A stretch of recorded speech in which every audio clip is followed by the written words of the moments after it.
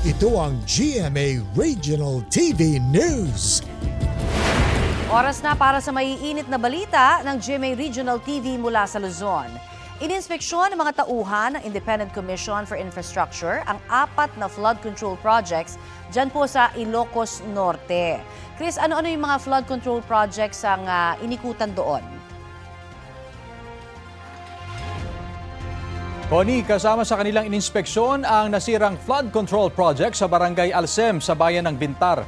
Ayon kay ICI Special Advisor Rodolfo Asurin, naayos na ang naturang proyekto na sinalanta ng nagdaang bagyong Uwan. Pero sa ibang lugar, may mga hindi pa naayos na nagawang proyekto. Gaya na lamang sa bayan ng Nueva Era. Nadatna ng ICI ang mga nakausling bakal sa ibabaw ng dike at mga sementong naging buhangin na lang. Sabi ni Azurin, may maiiwan na inhenyero doon para masuri kung nasunod ang plano at specifications sa flood control projects. Karamihan din sa kanilang mga ininspeksyon ay gawa ng isa sa mga kumpanya ng mag-asawang kontratista na sina Pacifico at Sara Diskaya.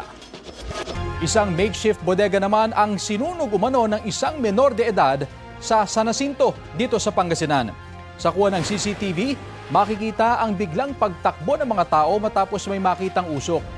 Nasusunog na pala ang makeshift bodega roon na may lamang stuffed toys. Agad napulaan ng mga bumbero ang sunog. Nang panoorin ng may-ari ng bodega ang CCTV, doon nila nakita ang 16 anyos nilang kaanak na nasa loob umano ng bakuran habang nasusunog ito.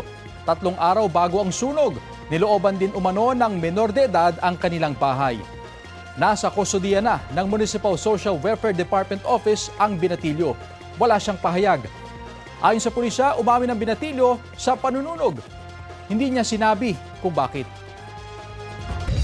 Ito ang GMA Regional TV News. Mainit na balita mula sa Visayas at Mindanao, hatid ng GMA Regional TV. Nasawi ang Las Pilipinas volleyball player na si Ike Andrew Barella matapos maaksidente sa Cadiz Negros Occidental. Sara, ano yung nangyari? Rafi nabangga ng isang bus ang minamaneho niyang motorsiklo. Ayon sa pulisya, tinamaan ng bus ang likurang bahagi ng motorsiklo ng biktima.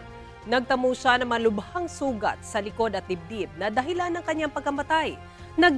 Nagdadalamhati ngayon ang mga kaanak at kaibigan ni Ike.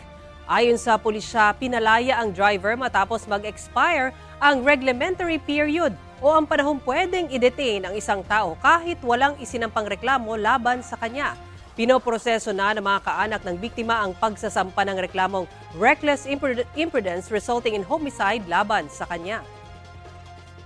Nakitaan ng Department of Environment and Natural Resources ng 3 paglabag ang high-end residential project na sinisisi ng ilan para sa matinding pagbaha sa Barangay Guadalupe sa Cebu City nitong Bagyong Tino. Balitang hatid ni Luan Mayrondina ng GMA Regional TV. Ladies and gentlemen, the rise at Montera. Sa video na inilabas sa kanyang YouTube account noong 2023, ipinakilala ng celebrity at project lead engineer na si Slater Young ang high-end residential project na ito sa Barangay Guadalupe, Cebu City.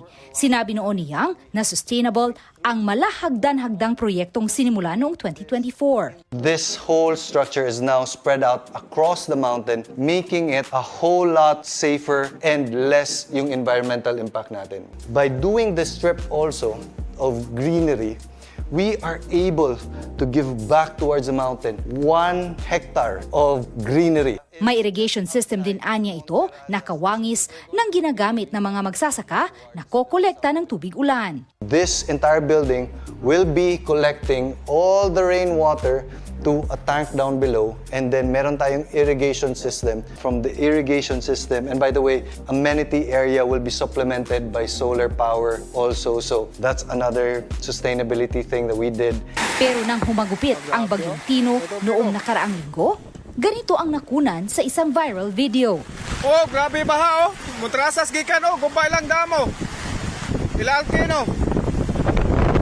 Mo ni delikado kayo oh. Delikado kayo landslide. Sinisisi ng uploader ang Monterasas sa nangyari. Oh, karon, tanawa. Tanawa taga Monterasas, sa inyong kabuang. Oh. Tanawa ninyo mga guys. Awa inyong gikupa. Awa.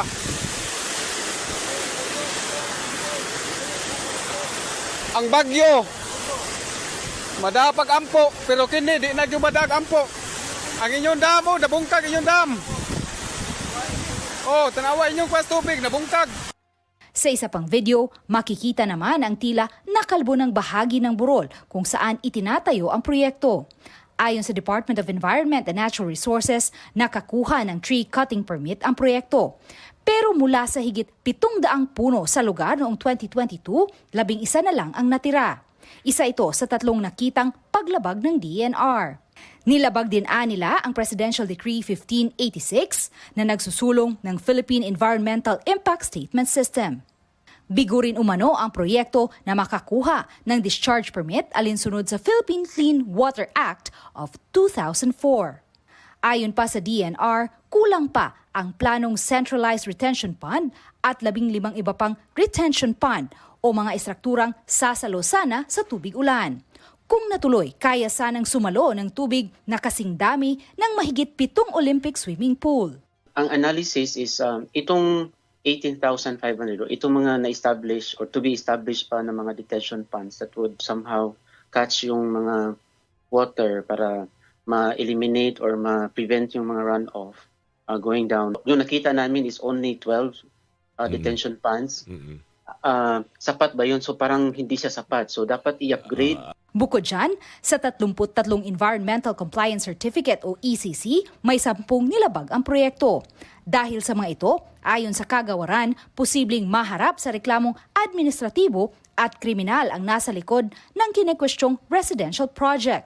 Patuloy naming hinihinga ng panig ang mga nasa likod ng proyekto.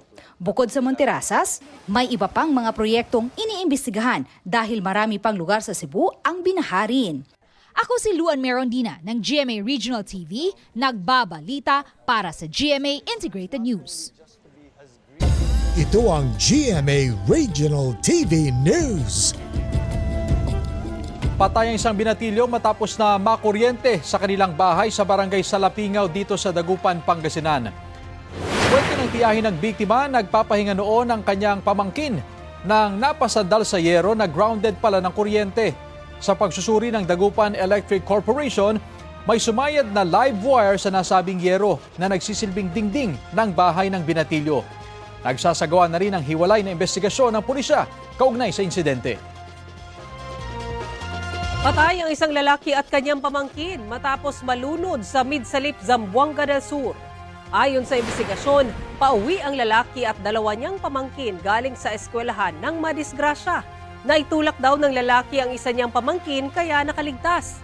Nasa maayos na kalagayan na ang bata. Naanod naman ang lalaki at isa pa niyang pamangkin na 7 taong gulang.